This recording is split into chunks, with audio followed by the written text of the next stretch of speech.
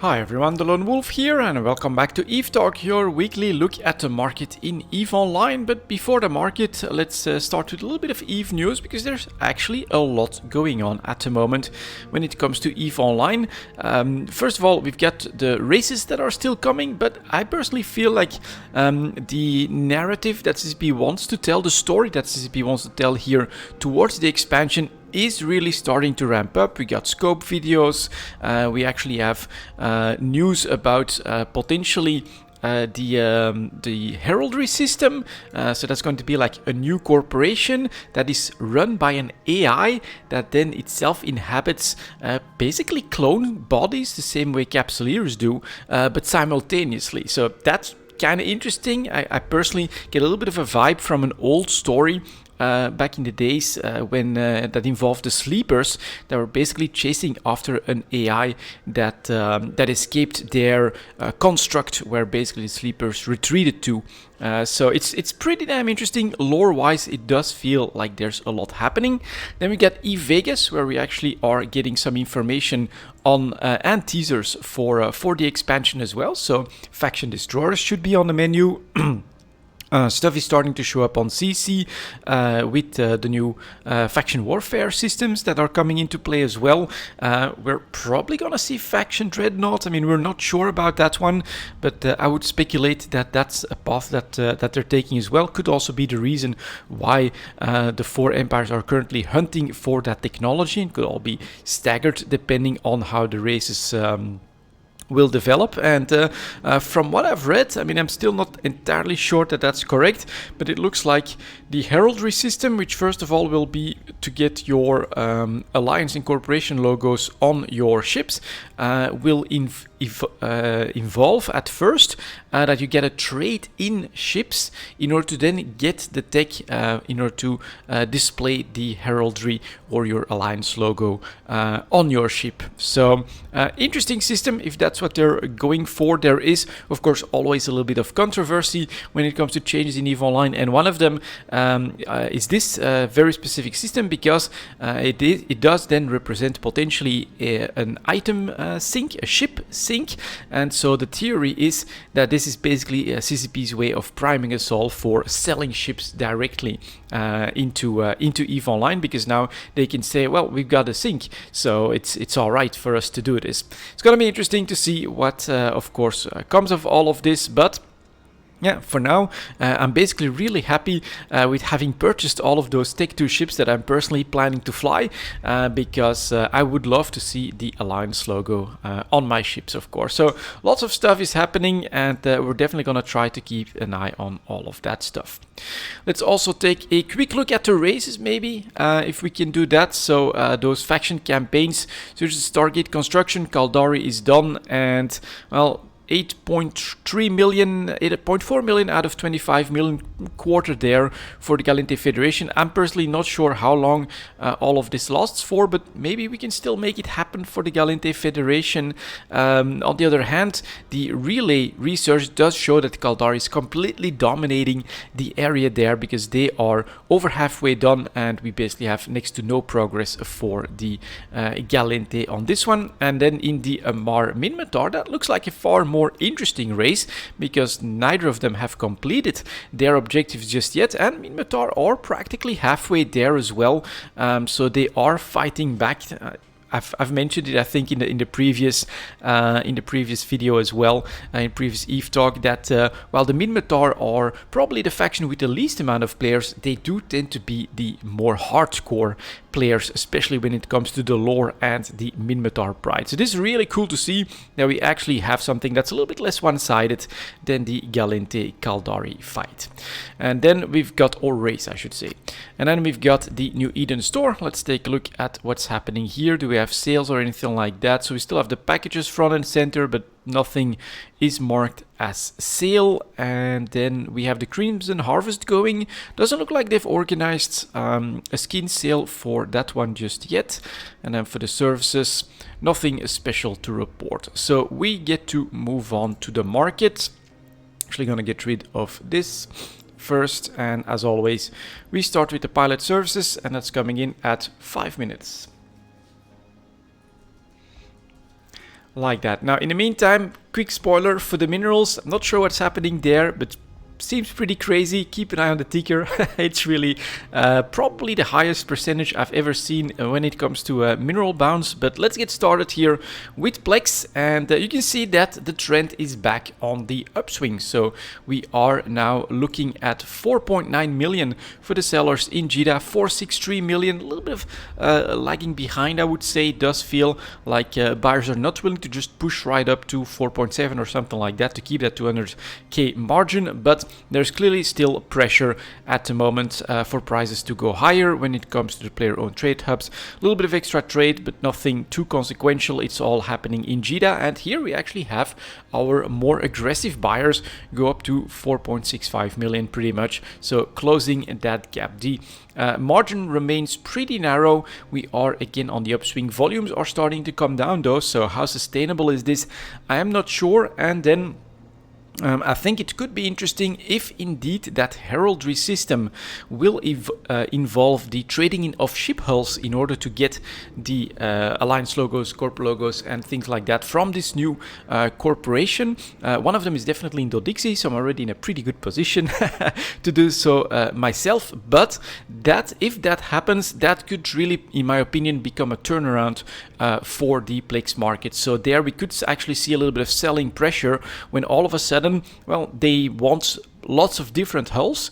Players will want lots of different hulls to trade in, to put into the sink, and that means they'll need cash as well. They'll need liquid ISK. So this increase in price, I'm not sure how long that is going to last, especially when the expansion is going to hit. That could, in my opinion, be something to look out for, and it could, mean a real change in the Plex market, where people are less interested in Plex themselves and more in ISK to get the ships in order to get that new technology. So that's my theory. We'll see if I'm right or wrong on that. For the rest of this, here's the multiple pilot train certificate. Interesting that we don't have that same upswing. We do have a tiny market, of course, so it is doing its own thing a little bit, but a very big difference, whereas Plex has gotten the higher max prices that are pushing up from those daily averages and those 5-day moving averages. We get the exact opposite, right? Everything is dominated at the top when it comes to the volumes, but the buyers are actually trying to lower us to less than 1.75 billion. It's almost 1.9 billion for the buyers and just above 1.75 billion for the sellers, and buyers 1.75. So I would say here again a little bit of hesitation from the buyers to go too aggressive. They're trying to open up a little bit of margin, and that does, from my perspective, indicate that first signs of slight hesitation to keep going higher is starting to show up in the pilot services. The skill extractors then, also not following a one-to-one trajectory, same as Plex here, so we would have seen a sharper upswing right at the tail end. That's not happening. Min-max prices for today, that's always a little bit iffy to go from. So here, this feels like a very narrow margin, but less of an upwards pressure spike. So we're talking 560 million for the first seller, 580 for most in JITA itself, and then 531 million at 30 million on something that's almost 600 million is not a lot of margin. But again, we could drop off pretty quickly to a 525 or something like that. So buyers are, I think, becoming a little bit more careful.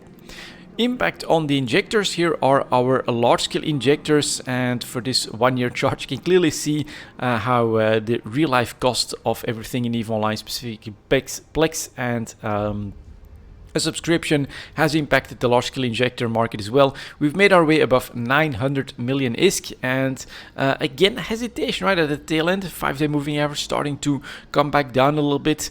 Those min-max prices, those minimum prices staying below everything, trying to push that market down a little bit. So we're talking 916 million for the sellers, but 865 for those buyers. They're not gonna push into the 890s or anything like that just yet. They want to stay away from that 900 million. So it's interesting. Can small scale injectors do? Yeah, they actually again are doing their own thing, despite the fact that there should be pretty close correlation between sellers and buyers. Of course, the general trend, right? You can clearly see again we were at the low point in March, and then we got that straight line basically up to our current price point. But whereas the large scale injectors were actually showing signs of coming back down a little bit, which was a couple of weeks ago for the small scale injectors, we're actually going back up quite sharply for those small scale injectors, 186 to 171 million. Not that narrow a margin here either. I'm surprised that we don't see some larger minimum bars below this entire chart here. But for now, it also does feel like there is a difference between the large scale injectors that cost almost a billion ISK, of course, and those smaller scale injectors that maybe see a little bit more trade just because they are smaller chunks to pay. And then even smaller chunks should be those daily alpha injectors that are stabilizing below 60 million, which I think, looking at the increased cost for everything in EVE Online from a real life perspective, is actually quite reasonable. We're talking 59 million for the sellers, 54 million for the buyers. Obviously, alpha players would love to still be able to get 40-45 million on a daily basis for that daily alpha injector. It's now up to 55-ish million, but this does feel like, again, this is not gonna keep going up across the pilot services. We've got some hesitation, maybe even some exhaustion in the buyer's market, and I think the expansion could bring a little bit of pressure, a little bit of desire to get liquid ISK and other stuff rather than these pilot services. So we are in a pretty interesting spot, especially if you want to take some profits. I personally wouldn't wait all that long anymore. Next up, we've got the minerals, with Megasite starting to come up on the ticker. Should be interesting, and that's 1140. So you can see it now, Megasite shooting up 61% in price for those sellers. Let's get started. Here is Tritanium, very bad charts. So I'm not really exactly sure what's happening here, but it has been reasonably flat, of course. Here we go. We're above 3.8, not really making it to 4 ISK, but in JITA itself, we are back very close to that. 397, it was a little bit less when I was making the ticker, and then 381 as well. Now the volumes are still a problem, 2 billion, a billion, 1.5 billion. There's still plenty of supplies to keep us in check around that 4 ISK range, but we are again bumping into it. I do think that there is this stronger demand because of players, especially in nullsec, building those larger ships. I do believe that that's still happening, and especially if we then get faction dreadnoughts, I think this could really start to potentially be very lucrative for miners as well. So at this point, I would get into a 50-50 mode, right? If you need ISK, sell, but don't sell everything. Keep a little bit of your minerals, your ores, your compressed ores, and things like that in reserve for the expansion. I personally am going to start moving some stockpiles in the right places where I think I can make a profit out of them. Pyrite right here going below 8.8, but you can see at the tail end here we are starting to flatten out at the same range as a bottom previously. So here again the markets may say, no, that's a little bit too low in price. Supply starting to come down. We still have 300 million here at 865, but then we jump to 9 ISK, and those volumes feel far more absorbable by the market, and buyers are still above 8 ISK as well for Pyrite. So not the best time to be selling. So especially here for Pyrite, I would be stockpiling rather than selling, but another feeling that perhaps we are turning a corner, and there is a little bit of excitement, expectation starting to show in the market because of the expansion and the actual information we're starting to get there. Mixalon still doing very well, I would say personally, although we are probably going to be losing the 75 mark. We're at 74 ISK for the sellers, 71 ISK for the buyers, and that's sort of normal, right? With the hesitation in Tritanium and then the lower prices in Pyrite, everyone is doing what I've been mentioning. It's just a natural response. It's not because I tell people to focus on Mixalon, of course, but it's just a natural response. What's going to get you the best ISK per cubic meter mining in high sec? it is focusing on mix, and as a result we get a bit more supply, but 40 million, 20 million and everything else feels quite reasonable. I don't think we're gonna drop off too sharply from here at this point, and on the 1 year chart this is a pretty good range for Mexelon as well. Moving on to LOSEC, we do have something happening, so that's pretty cool. Let me know in the comments if you get information on exactly why all of a sudden non-HiSec minerals are blasting. But here is Isogen breaking through a barrier it hardly managed to break for the last 6 months, which was the 400 disc mark. Maybe that one big sell order is basically gone, but we're at 444 ISK for the sellers, 430 for the buyers. And obviously if you've been following Eve Talk for a while, I personally feel quite vindicated by seeing this, because I was personally expecting that some big reserves were holding us back and some big sell orders were keeping us stuck below that 400 disc, and now we just shot right through that. And 460, 500 disc coming into play, this in tandem with the other LOSEC mineral that was also turning the corner. So here is Noxium that made its way close to 1000 disc, has to give a little bit of ground from here, but clearly over the last 1.5 months, which also seems to be the trigger when we got a little bit more pressure for higher prices for Isogen, something has clearly changed in this landscape. We're back at 960 for Noxium and 900 ISK for the buyers as well. Perhaps for some reason supplies are coming down. Maybe it is the bad prices for Noxium, but of course in considering what we saw on the ticker and what's happening in nullsec, that could be the reason as well. Why risk some lowsec for 900 ISK Noxium when you can go into nullsec and then you can mine for Zydrine that's shooting up like crazy, 1 year high point, and this could in my opinion be close to the highest point I've ever seen Zydrine.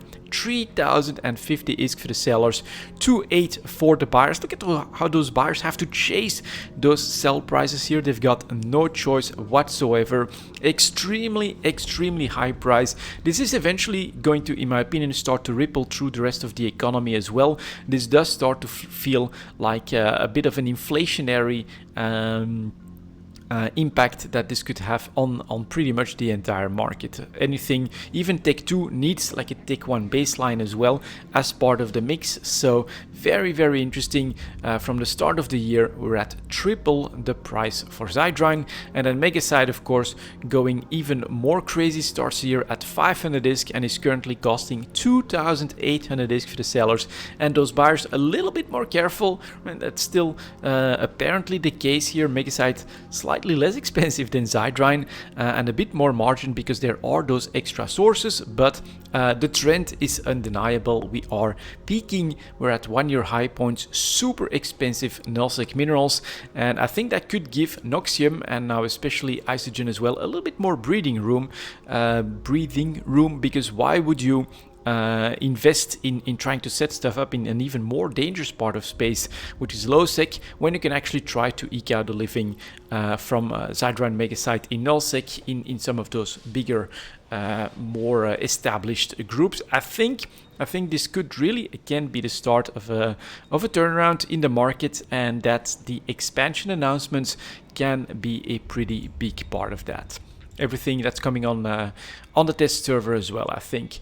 So that's upwards pressure in pilot services, upwards pressure in minerals, although the pilot services I personally think they might suffer once the expansion actually hits and people need to do stuff and get stuff in game in order to interact with the new content.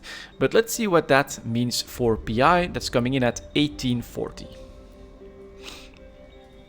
Because PI to me has been the most surprising category since basically before the summer. I thought we would struggle because it's super passive, and I thought we would be able to maintain PI supplies, but that on lower activity we would see lower demand. But looks like activity in nullsec, building a large ship in nullsec is definitely in vogue, and so we had a very strong summer, and here we go. It has to be production related. That's almost impossible not to be at this point. It's gotta be large ship, faction ship related, something like that. Faction dreadnoughts, maybe even a completely different type of of ship that CCP might introduce or teased at eVegas.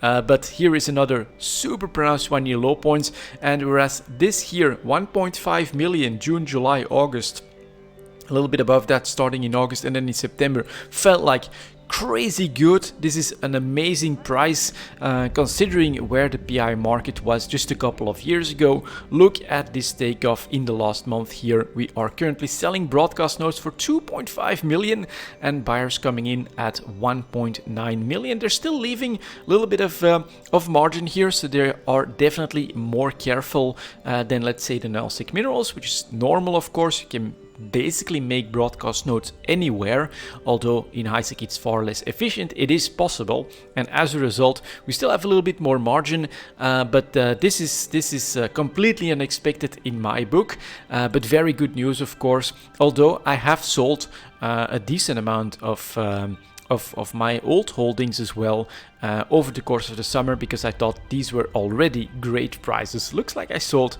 a little bit early. Next are the construction blocks, back above 10,000 ISK as well, so better than the June and July markets. In August we got a slightly better spike, but we are talking 10,500 for the sellers and 9,900 for those buyers. So narrow margin, strong demand, and pushing back above 10k is pretty impressive. Coolants then went to 15k, gives back a little bit of room from that, but 15k is a crazy good price, and 13,700. Oh no, that is actually enriched uranium, excuse me. Here is coolants, that's what we had to see. So coolants was actually in September that it spiked up to 13k, so easy to produce, gives back a little bit, but still 11.2 for the sellers, 10,800 for the buyers. That's a 400 ISK margin. You would expect 1,000 ISK on normal supply demand. For coolants, this shows strong demand even at these very good prices for something that's on buildable on like the most common planet pretty much, I think, in EVE, which is the gas planets, at least one of the most common for sure. And then we just saw the enriched uranium, so we were back up above 15k, 1 year high point just about 10 days ago. Gives back a little bit, but still 13.7 to 13.4 for the first buyer as well, with 44k units. All of this I think is just demand from Nelsec, which is very interesting, right? Nelsec needs our PI from HiSec, so they have to build up higher prices, but we need, if we want to build anything here in HiSec, we need their minerals, which is hydrite and megasite, and so they're also upping their prices as well. So this is basically both sides that have to that are dependent on each other for these materials, but they're trying to squeeze each other dry as much as possible. Real economic warfare, I think, between HiSec and Nelsec. That's basically happening here. Integrity response drones then finally giving way. That's interesting. Maybe the broadcast nodes are like new top dog, newly needed in those new ships, but integrity response drones losing a little bit of ground, below 2.5 million at 2.4, 2.35 for the sellers, and still above 2 million for the buyers. So that's still a very good price, but it's away from that amazing August-September period. Our mechanical parts are still easily above 10,000 ISK, 11,250 to 11,500 for the sellers, and almost 10 for the buyers. So here, buyers again a little bit more careful. It's gonna be a slightly more nuanced picture, I think, in PI, but miniature electronics still very strong as well, above 12.5k, almost 13 for the sellers. Narrow margin. Our nano factories are flat, so they are able to stay within the range, above 900 for the sellers. That's still reasonable. Organic mortar applicators above 900,000 as well for the sellers. So compared to what broadcast nodes is doing, this is quite timid. Well, spoilers. So organic mortar applicators, they're at a high range, but nothing too crazy. But some others here are the recursive computing modules that were actually one of the rare advanced PI materials that were still below average. And here we go. Shooting up. That's gotta be eVegas related, to 1.6 million for the sellers and above a million for the buyers. Our robotics making their way above 80k. Yeah, 80k for the sellers, 1 year high point yet again. Awesome news. I really thought here that we would potentially start to go down and that this would become a top, but no, we are even higher right now. Rocket fuel is still 11,000, 12.6 in fact. So this is already too late. Sellers are back up here. So rocket fuel also extremely expensive. Self-harmonizing power core, definitely at the high end of the range as well, 2.25 million and well above 2 million for those buyers as well. Smart fab units, same story, well above 70k, so doing super well. Sterile conduits staying strongly above a million, sellers at 1.2 million. Very nice on this 1 year chart. And then our supercomputers, really dodgy volumes, right? Very high some days and not that high on others, but 80k and even 70k for the buyers is very nice. Synthetic oil then went crazy for a moment, I think, here with the data point at 12.5. Recovered from that, but 10,000 for the sellers, 9,000 for the buyers is basically still a really good price for a refined PI material. So it's right here on the chart. So clearly we are at a pretty high range, especially for the sellers. And if you compare this to the rest of the year, you're like a third higher than what you were normally selling it at least a quarter. Synthetic synapses are finally giving way a little bit. So this was also tied to those new faction ships. Maybe the small faction ships are tied to synthetic synapses and then the larger ones not, because considering everything else, it has to be tied to the new ships in my opinion. So why would this not stay so high? I'm not sure, but 100,000 for the sellers, 91 for the buyers. We are starting to lose ground, which is still very expensive on the full 1 year chart though. Transcranial microcontrollers above 100k, and our water-cooled CPU. This one to me all of a sudden does become more interesting, because this is a refined PI material that was totally lagging behind.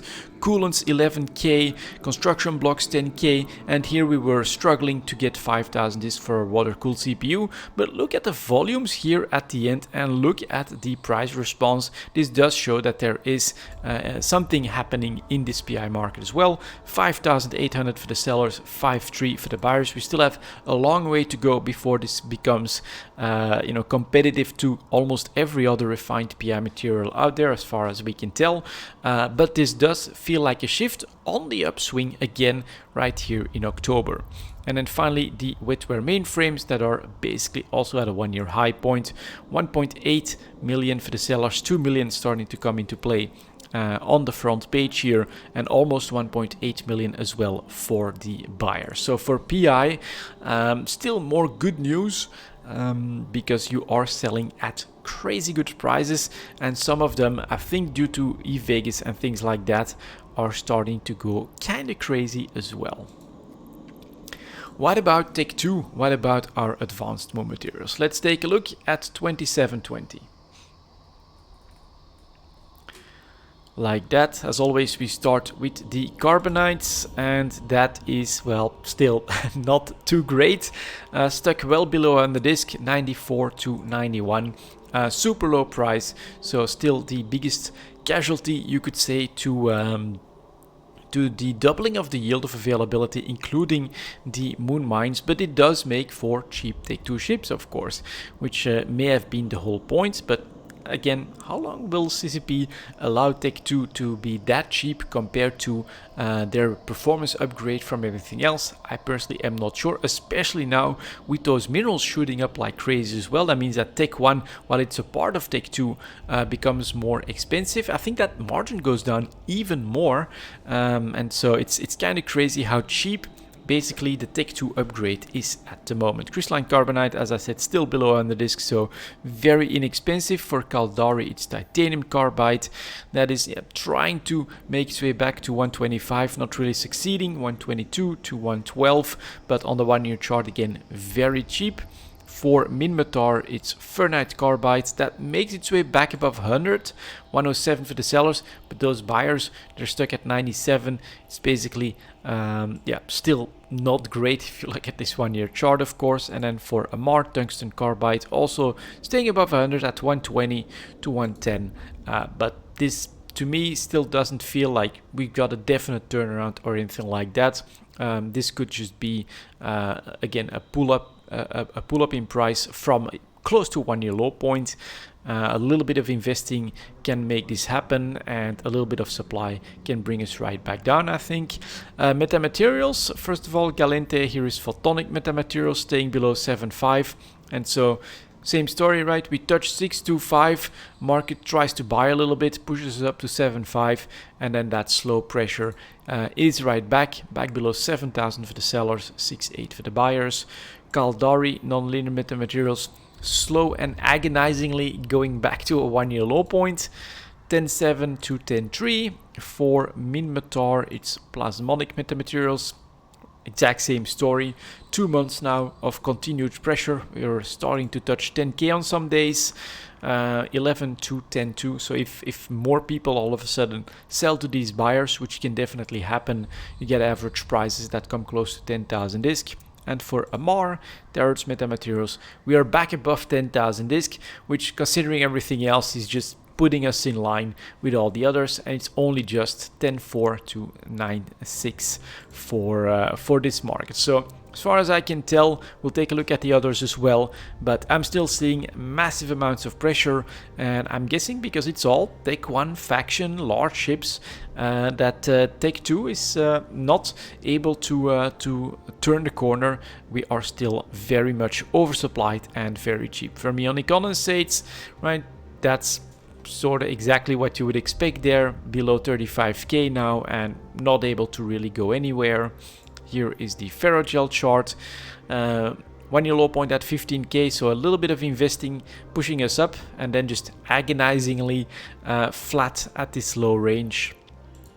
Fullerites did shoot up a little bit, and let's see where it's at. So we went above 600 ISK, and we are at 590 now for the sellers, 520 for the buyers. Takes perhaps a little bit more time than what you would expect, but I think by next week we'll be back close to the 500 range. Hypersynaptic fibers stuck below 5k, nanotransistors not going anywhere. Phenolic composites, a little bit of a jump, but you can see here went up to, let's say, 1200 here at the very peak. Yep, 1215. We're back at just above 1000 for the sellers, just above 1000 for a single buyer. Again, the pressure is already here. Pressurized oxidizers, not much to say. Reinforced carbon fiber, same story. We went below 7.5, a little bit of investing pushed us up to 10k, and now we're heading right back to 8 for the sellers, first seller, 7.8 for the buyers. It's just not gonna stop. And ceramic fibers did a little bit better, double step up to 350 ISK, which was right back for the first time in a long time to the range from a year ago. That's pretty impressive, but so is the pressure from sellers right away. You can see here losing 50% in a matter of less than 2 weeks, I think, back down to 283 and 265 for the buyers. So we went up to 350, but it couldn't maintain that at all. Advanced Moon Materials, it's still the exact same story. We are oversupplied across the board because of the increased availability, which, well, perhaps ECP is happy with this, but on the other hand, I still hold that this makes the Tech 2 value proposition that good that eventually I think they'll move in, but we'll have to wait and see on that, of course. Next up, we've got the Tech 2 ships themselves coming in at 3250. So let's go through the list, and mostly here again I'm gonna look for buying opportunities, and now I might actually do a little bit more buying as well if it is indeed correct that you need to give up a hull, to trade in a hull to that new corporation in order to get the heraldry, maybe even for that hull. So you might have to do a lot of trading if you want it on all of your ships. That could be something that, just like with plex, where I think plex could then start to go down a little bit because people need ISK, people need to trade because they need all those individual ships and then they need to turn them in. This also means that we could get close to our final buy opportunities in Tech 2 as well, so I kind of want to take advantage of that. And here the Basilisk chart, that looks like we're maybe just too late because we're touching the 5-day moving average already, but we're at 109 for the first seller, 107 for the buyers. So you're buying a Basilisk for less than 110 million. If you don't have one just yet, this feels like the right time to jump in. Cerberus holding on at 150. Now luckily I think I have one or two Cerberus already, but 164 to 144 is actually the higher price we've seen in quite a few months. And not really seeing the sharp drop off, the sharp plunge just yet to go back well below 150. Next here is the curse, also going up to 150 million again. Now we've seen this 1, 2, 3, 4 times before, and it's going to be interesting to see if this one will drop back off sharply. I have a curse that I did buy on one of these low points, then well below 130. Currently 149 for the sellers, 135 for the buyers. So supply is starting to materialize. I do think we can still go down again, but can we test a low below 130? All of that could really depend on more information coming out for the expansion. The Damnation all of a sudden, slight premium as well after touching 250 million. I got one of those on the cheap as well, although it was probably like a 250 million, 54 I think if I'm not mistaken. It's now 269 for the sellers and 244 for the buyers. Then we get the Deacon that had a low point below 10 million for the buyers. That was pretty impressive. We recovered from that. It still feels doable at 18 million for the sellers, 15 for the buyers, but your 1 year low point seems to be over. The Eagle though, that's a pretty good chart if you want to jump in, if you still want some cheap take two ships. Below 120 for the sellers and 113 for the buyers. That's definitely the very low end of the range. So close to a low point for the Eagle. This, for instance, would be one if you're not ready with your Tech 2 investments, if you're not happy there just yet, that you can definitely consider. The Eagle has the extra advantage that it is part of the meta in nullsec, but if I'm not mistaken, I saw a slide as well that they'll be looking at the heavy assault cruiser at the hacks and especially at the Minmatar one. So this could go either way, right? The Eagle could get hit by the Nerf bat, which could be another solution to that increased value proposition for Tech 2. But if it's only the Minmatar one, then the Eagle could become even more popular, and then buying them here could be quite interesting. We're starting to enter CCP gamble territory when it comes to the market though. I think a lot will depend on the expansion. Next here is the EOS, also doing a little bit of a bump after that 1 year high point and coming back down from that. So below 250 for the sellers, 239 for the buyers. I bought one again close to 250, something like that, I think here back in the day. So I'm ready, but this still feels like a good place to jump in if you want a cheap EOS. For the Ares, we had a tradable jump up to 50 million. Supplies coming in, bringing us down to 42 and then 38. Yeah, definitely staying away from that 30 million bottom here. Then the Flycatcher, that's a little bit more interesting as well. I already have several of these, but below 40 million, look at the supply numbers as well, and then 37 to the buyer. So you're grabbing a Flycatcher below 40 million. That is very, very good on this 1 year chart. And yeah, I would definitely love to see my Alliance logo on something like a Flycatcher. So might even buy an extra one. Who knows? Then we get the Guardian away from the bottom as well, which is 100 million. Super cheap, of course, for one of these logistics cruisers. Almost 120 to 110. Then we get the Heretic, that's going way back down again, and it's actually all on the right side of the chart, I think. 32 million, no buyers. Buyers are below 30 million, so you're easily grabbing a Heretic close to 30 million at the moment. Definitely another opportunity to still jump in. The Hound had its spike, so that was tradable, 15 to 25 million. We're losing a little bit of ground, but not as fast, not as sharp as I would have expected just last week. 21 for the sellers, 20 million for the buyers. Look at that narrow margin here. Increased interest and demand is there, and perhaps I think stealth bombers, what would be cooler than a fleet of Hounds that would decloak with your Alliance logo on it. I think there's people that would love to make videos with something like that. Then we get the Ikitursa back below 500 million. So for a trick ship, that's pretty cheap, 496 to 450. Our Ishtar is, even the Ishtar is moving away from its bottom range, so below 130. You could have bought some, you can still do that though, but 137 for the sellers, 122 for the buyers, and look at where the actual averages are. means it's going to be a little bit harder to get an Ishtar from a buy order. I think you're going to be a little bit more aggressive, definitely above like a 125 or something like that, in order to trigger that buy order. If you're on this side of the chart, you get a much better chance, like right here, you can see that, to buy well below 130. So might be a little late here as well.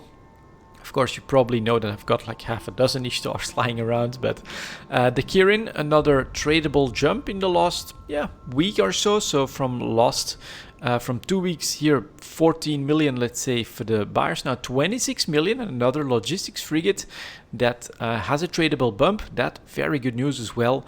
Manages to go above the previous high point from the last couple of months. So another like small telltale signs that maybe things are starting to change in the Tech 2 market, and I think adding the expansion and potentially changes as well from CCP's balance team is starting to have a bit of an impact here, and that means that for those that are looking to actively trade now, I would still again go for those smaller ships, those frigates, stealth bombers, logistics frigates.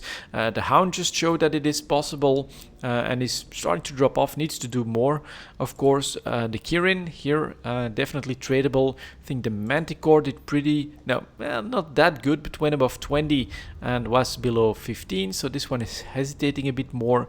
Still, we're almost at 20 to 16, so can you still grab a 1 year low point? For the Manticore, it's going to be harder to do.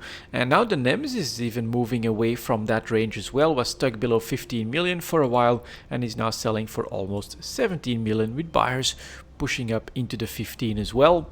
Nighthawk flat at 250, so if you want to buy cheap Nighthawk, definitely make your move.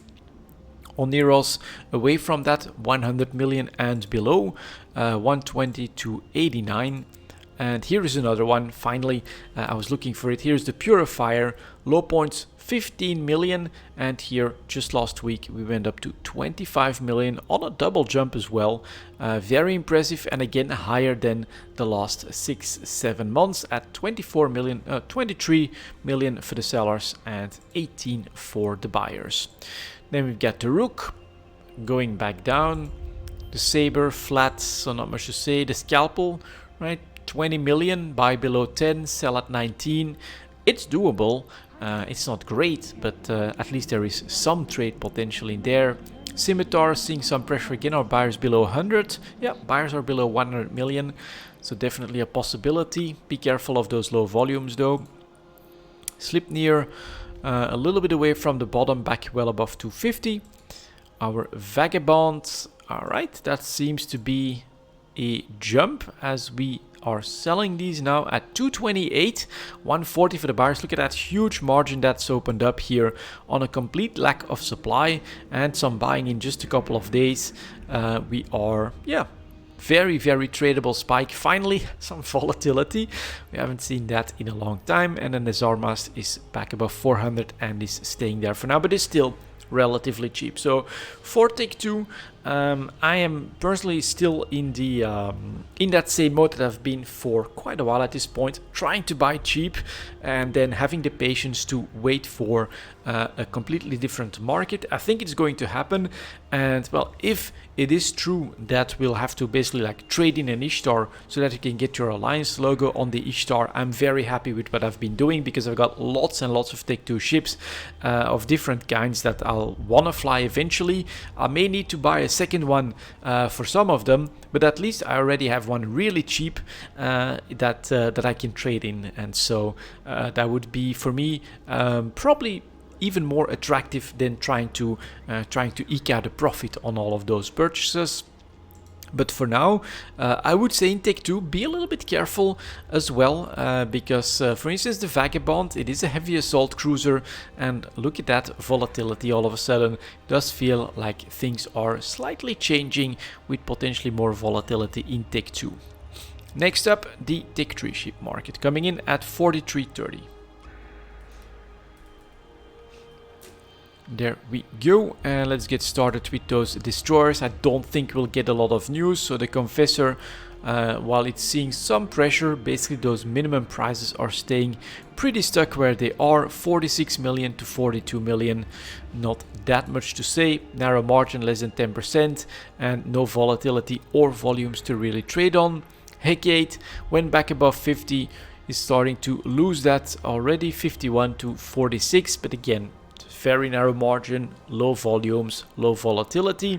The Jackdaw might be a little bit better. Yeah, all right, went back above 50, 53 million to 46 million. But is this something that you can trade on? Very hard to do in my opinion. It's all pretty slow and steady. The volumes are pretty low now that we're at this high point. We're slowly cresting. I think we'll go back towards 50 pretty quickly. And then we get the Zwepel that did move to that higher range, but it's just from like just below 50 million to 55 million now on the lack of availability. 44 starts to open up a little bit of margin, starts to have a little bit of difference between the min-max prices.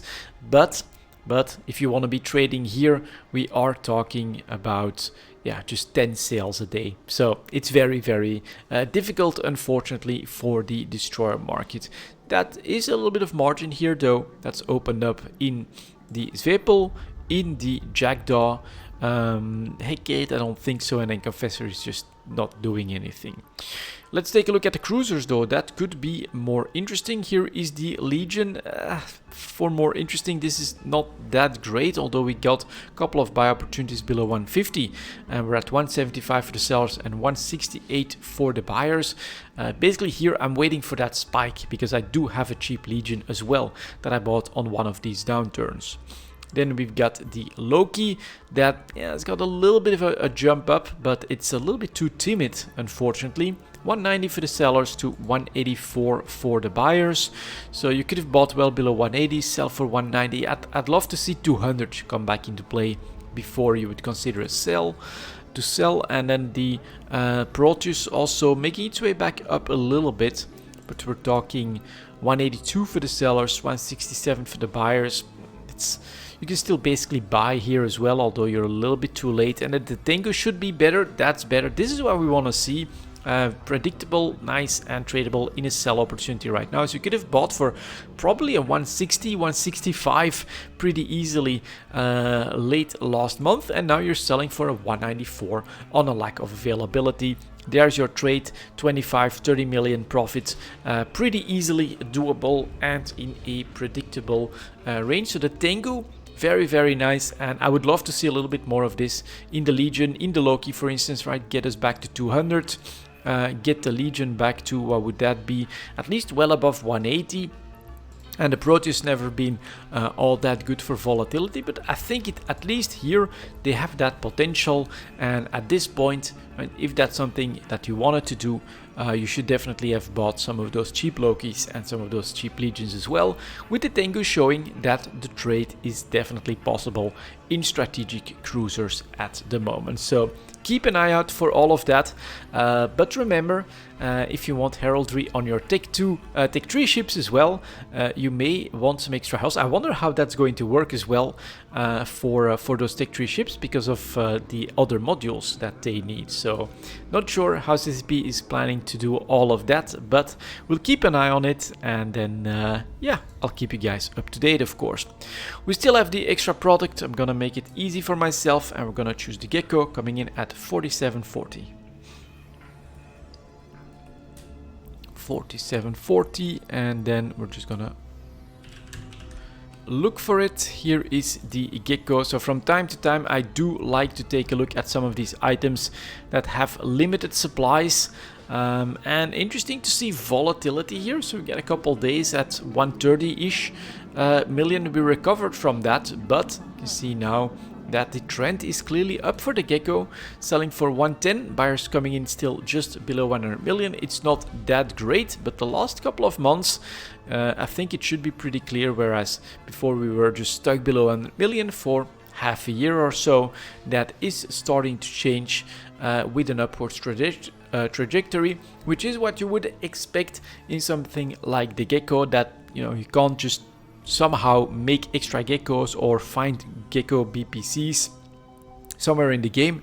These are special CCP rewards that have to be given out through special events, and that does mean that they have this potential to be very effective hedges against inflation. If you bought at the low point here, let's say for 90 million or close to that, you're already looking at a nice increase up to 110 million.